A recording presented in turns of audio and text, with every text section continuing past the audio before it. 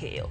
Osiptende makwan gi romo 45 idhi lor tiyo gi okumba mar SHA kachop tich abich jumane kalore gi mibadhi motudre gi chudo mag pesa ka owuok e agulu mar SHA moyangi kod jatend migawo mar thieth Duale mabende oyango ni listi ma SHA osegolo hewi chudo ma osechwal ne osiptende gin ma adieri ma onge chudo mora mora eigi. Kaka Juitho Mondi lero, Duale okoni pod nitie kwayo mag chudo mane ogiromo bilion 7.6 mar dwe mar aboro ma pod girango kamago ma osewito oko en maromo bilion 10.6. Osebedo liet kowuok kuom jopiny, jochiw thieth, riwruoge mag ute thieth nyaka e mbui. Liet mane ochakore bang' listi mar chudo mar SHA ne ute thieth nyiedhore e lela. Migawo mar thieth osebedo ka oling' kamach bebni, mak mana ni kawuono giwuok oko mar duoko moko kuom penjo ma osebedo. Jatend migawo mar thieth Duale owito oko ma wachore ni ne gichulo ute thieth ma ok tiye listi mar chudo manyicha olandore e mbui.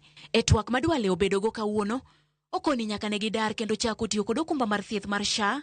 Gisebedo ka gitemo dino rode mag kuo, kendo ni nyaka chop kawuono kwayo mag chudo manengo giromo bilion 10.6 osewit oko.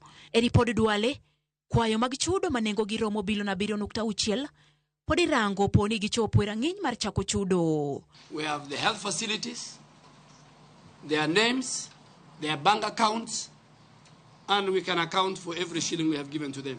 The chairman of the Social Health Authority has no relationship with the hospital called Ladnan. We don't want to know a situation where somebody will say this facility is near the border of Kenya, this facility is near the border of Tanzania. I think we should be very fair to the people of Kenya. So we have the evidence.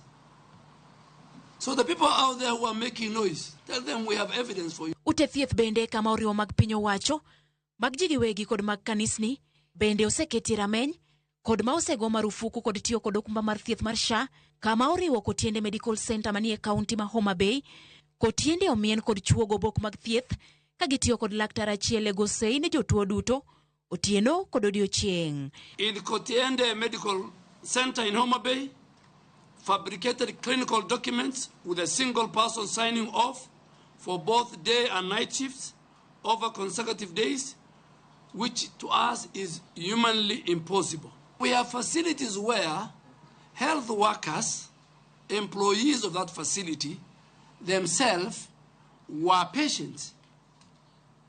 So they were the patients, and those who are treating them also became patients, and we have the records, and they were claiming and filing claims so that they can be paid by the Social Health Authority.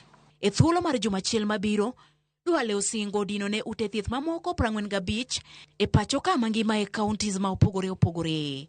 We are in the process of degazetting a further 45 facilities who have been flagged for fraudulent activities, and investigations shall be commencing very soon. So before Friday, another 45 facilities will be degazetted. Kata gisingo mar chudo tarik 14 dwe ka dwe, nitie ute thieth mag ji giwegi kod mag kanisni mapok ochul kuom mahao dweche 3 koro. Juitho Mondi, Ramogi TV.